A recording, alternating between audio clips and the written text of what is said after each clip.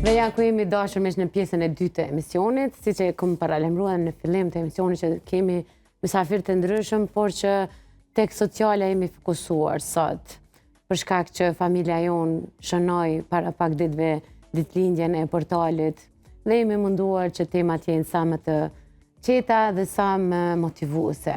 Kur ka më motivuese se sa rinia dhe fëmijët tanë, të cilët çdo ditë punojnë në ëndrat e tyre.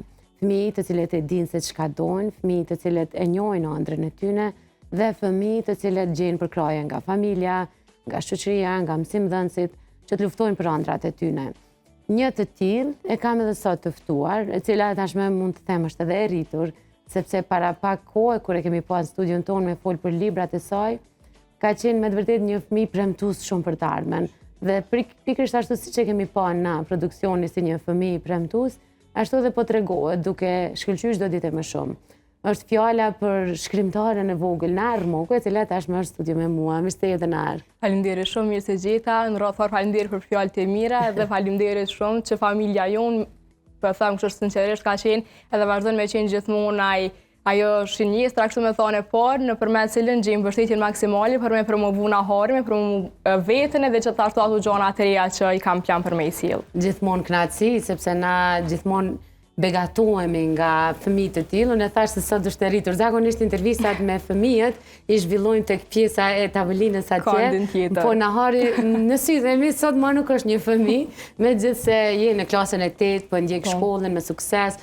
Dhe përveç librave që i përmenda që shikues të cilët s'kan pa, Nahari ka dy libra me poezinë, nëse s'gaboj. Pari ka qenë Prallat magjike, i dyti është On në prozë. On në prozë, po.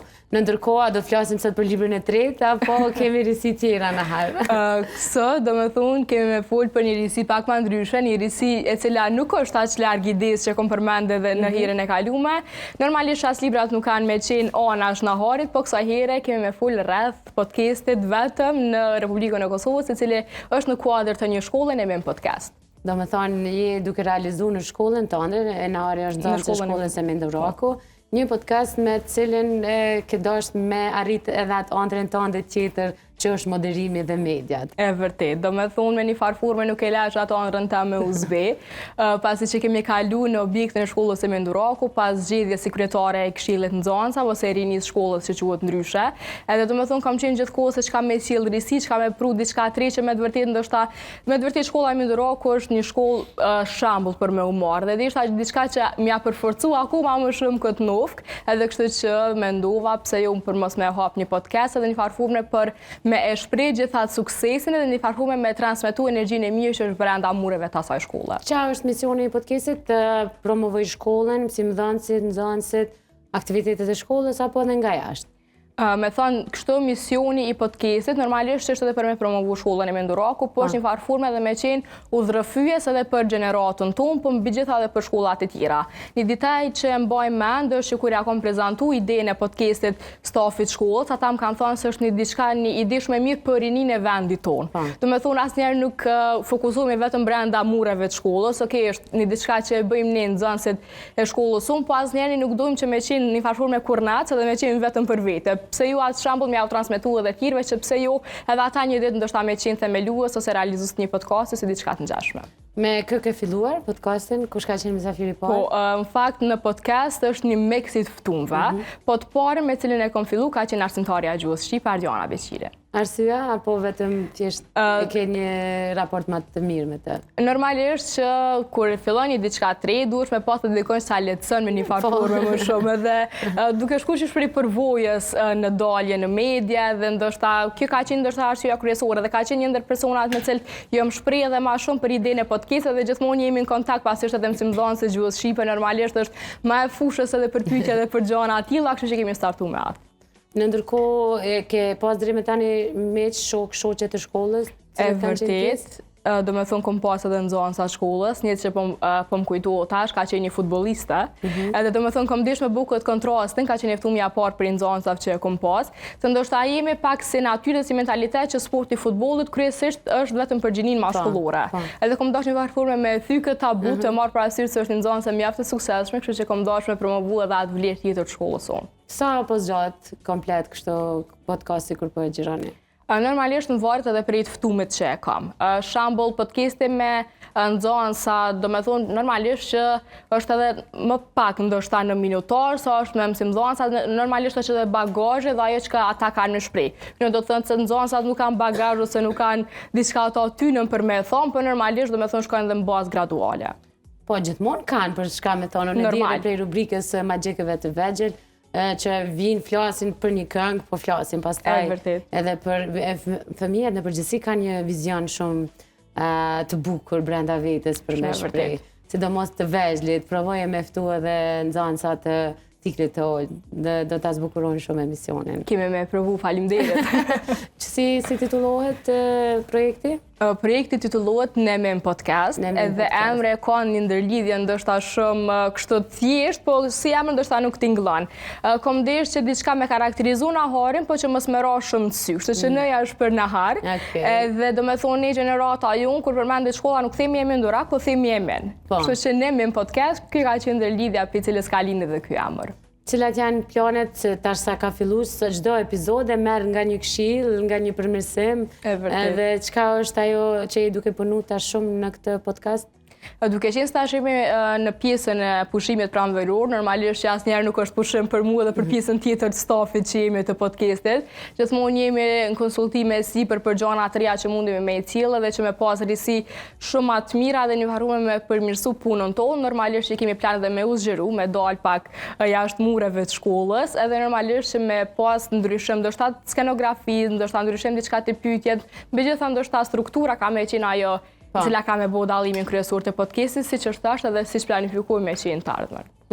Në ndërkohë, tha që keni hapësirë edhe për mysafirë të jashtëm. A ke mendu çka don me sill Nemen prej mysafirëve të jashtëm?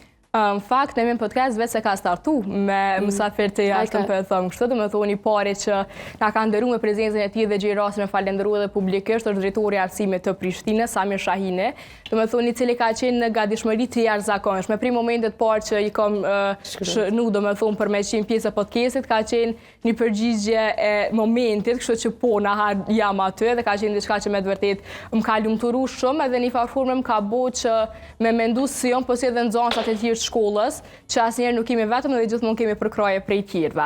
Normalisht ndoshta fusha në cilën isha fokusuar më shumë, patjetër që kishte me qenë arsime, ju me dalë edhe jashtë saj në shumë, se marr parasysh se flasim për një institucion arsimor, po patjetër me bëni ndërlidhje kishte me qenë diçka shumë e këndshme, besoj. Në rrjetet sociale ke shtri këtë emision? Emisioni i shkollës sonë për që i kështë, ka faqen e tij zyrtare në Instagram, Nemen Podcast, në cilin publikohen intervistat edhe bashkëbisedime shumë të këndshme që i kemi me fëmijë të tanë shumë special. Në rrjetet tjera sociale nuk e shpërndan? Në rrjetet e tjera sociale njerë për njerë nuk është se jemi zgjeru, po besoj që tash prej fillimit të vitit tjetër shkollor që me shtri akoma dhe më gjatë këtë podcast. Po. Çka i mungon, çka duhet më shumë naharit ndihmë në këtë një studio, një klasë tjetër? Qa kështë ndryshu? Duke qenë se jemi me një ambient shkolla, edhe normalisht nuk kemi me ndonjë një ambient televizione, se kushtet nuk janë shumë të përshtatshme për xhirim, patjetër që mendoj me pas ndryshim të skenografisë që përmenda ose të skenës studio se ku xhirohet. Normalisht ndoshta ato pajisjet e vogla diçka që na mungon, kishin me plotësu normalisht dhe me bëu tamam një podcast të mirëfillt. Unë e di që prindrit gjithmonë janë të gatshëm me kontribu për shkollat, kështu që i bëj ftesë krejt prindërve të Emin Durakut. Le ta mlidhin ka 50 cent secili. Ma shumë nuk duhet. Nuk ka nevojë më shumë. 2 mikrofona të vogël edhe një 2 ose 3 drita të vogla të cilat do t'i kishin ndihmu me dal edhe ma bukur edhe ma qartë fytyra.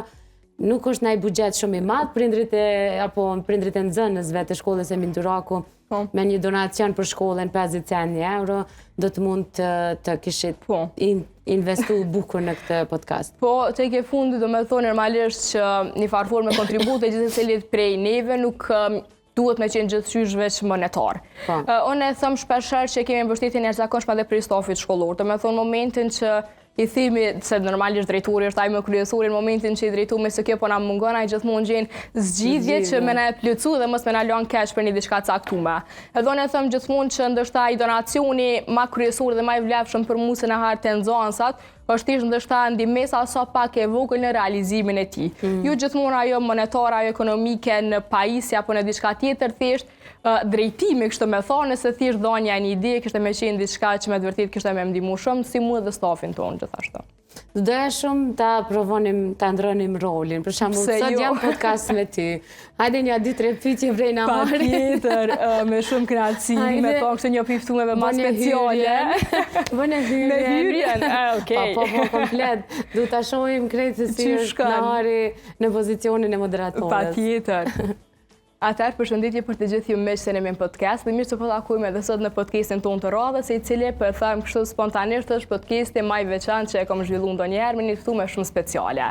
Kam shumë kënaqësi që sot pranë meje me pas gazetare, moderatorën edhe shumë gjëra të tjera jashtë kësaj, Saranda Buju Pirama. Sarand, mirë se erdhe. Mirë të gjitha në studio të teme në podcast. Çuditërisht e ngjashme. Një hyrje fantastike na. Me çka fillon podcastin? Me çfarë pyetje ka për shumë shumë? Po, pyetja kryesore që e filloi podcastin, zakonisht kur i kam si mdhansat, është përshkrimi i familjerisë tënde. Çu që kanë kaluar ata fëmininet tënde. Mundesh me ju përgjigj ndërkohë. Po, shumë mati është më Nahar. Jo, bre, e kam harru. Jo, po mundohem të përgjigjem në këtë pyetje shumë sinqerisht. Fëmijëria ime i ka pas krejt ngjyrat, jo shumë e bukur sa fëmijëria ju i tash, sepse nuk e kemi pas luksin edhe mundësitë e realizimit të gjitha dëshirave tona, por kemi luftuar shumë, ka qenë e këndshme sepse kemi qëndruar në ambientet jashtme më shumë se sa në të brendshme, siç qëndrojnë fëmijët tash me teknologji, me telefona, me iPad-a. Na prej shkollës e vetmja gjë që kemi bërë me gjuçonten, me kryt tyrat, me hangër drekën, edhe me dalë jashtë deri kur është rësu dita, me lujt me shokë dhe me shoqe, edhe kemi qenë shumë dashur, shumë të lidhun, ka pas shumë dashni dhe harmoni mes grupit, lagjes, jemi mbledh lagje, ka qenë një fëmini shumë ngjyrshe, por nëse mendojmë këtë pjesën e luksit, siç e keni ju, nuk e kemi pas. Ta është janë 3 pyetje ma kryesore që ndikon, faleminderit. A pishkojmë, do me thonë, Qysh do të ke programin? Po mundohemi shkurt. Pyetja e dytë është një këshill që ndoshta aty të ka përcjell të njëjtës edhe që ja ke bërë tash edhe fëmijëve to. Cila është ajo? Është një prej fjalëve që kam shumë, që jam rrit me to prej gjyshes edhe gjyshit, po e ndaj sot për podcastin tonë njënën prej ma të shpeshtave që e përdori, është që gjyshi më ka thënë ku të shkojsh dush me bën një shtëpi tonën. E unë kam qenë e vogël, nuk e kam kuptuar saktë.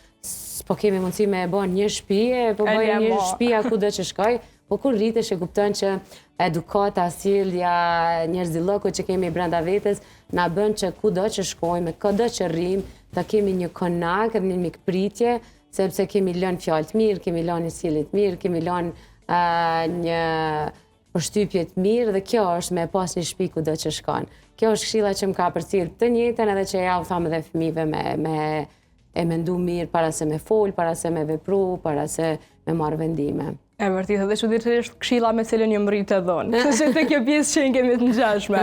Edhe për fund që mos më zgjat më shumë, pyetja për mbyllje çdo podcasti, kujt ju kishe falenderu? Kujt ju kisha falenderu? Po.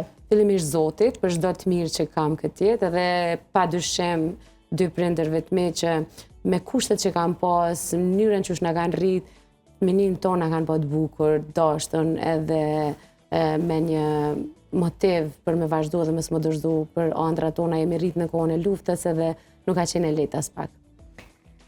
Përgjigje shumë të vlefshme dhe shumë sinqerta që të falenderoj për zamërsisht që ishe pjesë e imja podcastit tim, tash rikthehemi në ato që ishe në emisionin tim, në emisionin tënd. Jo, po më lën shumë përshtypje. Unë me të vërtetë edhe nëse shikues nuk mbajnë mend për intervistës kalume që kemi pas bashkë, e kam pa potencialin tënë prej moderatorës edhe absolutisht që në momentet e para kur do të kemi diçka të tillë edhe në televizionin tonë do të ftojmë sepse je një vajzë me vlera, një vajzë që punon shumë në ëndrrën tënde, edhe patjetër që mos i lë shkrimet tona, sepse shkrimet kanë pluk të ku je, ta kanë pasuru fjalorin tënd edhe krejt këtë Nahar që sot shohim dhe kemi përballë. Kështu që unë të uroj shumë sukses në podcastin tënd. Edhe në shkollën tënde, unë shpresoj që tash je shumë afër edhe për zgjedhjes së profesionit, sepse si një vajzë në klasë të 8 nuk ka shumë vite që shkolla e mesme vjen, fakulteti vjen, edhe unë shpresoj që të jesh një shkrimtare dhe një gazetare shumë e njohur, shumë e dashur për audiencën. Faleminderit shumë për këto fjalë të mira, edhe normalisht që kjo rrugtimi jam nuk kam e përfundu deri momentin që kam njerëz si ti që gjithmonë më qëndrojnë afër edhe që për çdo gjë time që kam i kam krah të fortë mbështet, kështu që pa mbështetjen tonë specifikisht po edhe njerëzve të tjerë familjes së shoqërisë nuk ishte më që Nahari që është, kështu që faleminderit shumë. Veç vazhdo me qenë një vajzë mbar kështu dhe të mbështetjen e gjenë gjithmonë, se njerëz të mirë gjithmonë e arrin ata kur dojnë dhe luftojnë. Faleminderit shumë në herë që ishe sot pjesë e jona. Faleminderit shumë juve, kënaqësia gjitha imja. Dashur kemi qenë kështu bashkë me Nahar Zhmokun, një vajzë, një nxënës e shkollës e Minduraku, e cila nuk hym shumë te pjesa e shkollës, sepse edhe në intervistat e kaluara kemi fol edhe për shkollën, edhe për librat e saj, edhe për shkrimet e saj. Sot e ftuam në cilësinë e moderatorës, e gazetares, e kolegës tonë, e cila po realizon një podcast të vogël në shkollën e saj, po kur si dihet, kështu nis puna e gazetarisë. Nesër mas nesër mund të jetë kolegja ime, e mund të krenohemi me krejt ato se çka punon Nahari. Në ndërkohë do të vazhdojmë me shkrimet, do të vazhdojmë me fjalë të bukura, plot ndjesi, të cilat përjetohen kur shkruan dhe përjetohen kur lexohen, varësisht nga edhe disponimet që kemi. Flutur Mustafa është e ftuara ime radhës.